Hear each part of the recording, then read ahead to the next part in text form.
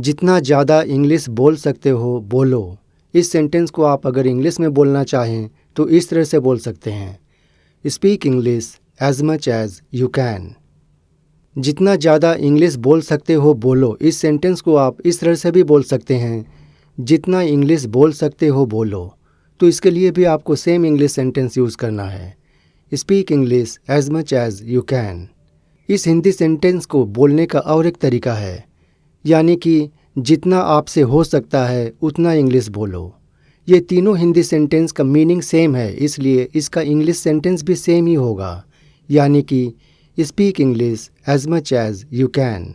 अब हम इसी सेंटेंस पैटर्न को यूज़ करेंगे और नए नए सेंटेंसेस बनाएंगे, जैसे कि जितना ज़्यादा पढ़ सकते हो पढ़ो, read as much as you can. As much as यानी जितना ज़्यादा या अधिक से अधिक। दूसरा सेंटेंस है जितना ज़्यादा काम कर सकते हो करो, यानी कि आपसे जितना ज़्यादा काम हो सकता है करो, work as much as you can.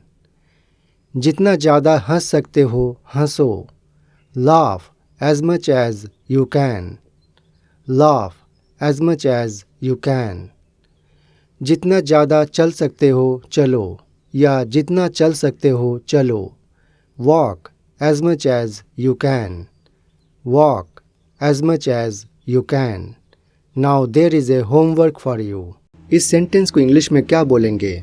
अगर आपको मालूम है तो कमेंट में लिखकर बताइए, और अगर नहीं मालूम तो इस वीडियो को देखिए। और इस चैनल में अगर आप नए हैं तो सब्सक्राइब करने के साथ साथ लाइक और शेयर भी करें और बेल आइकॉन को दबाना ना भूलें।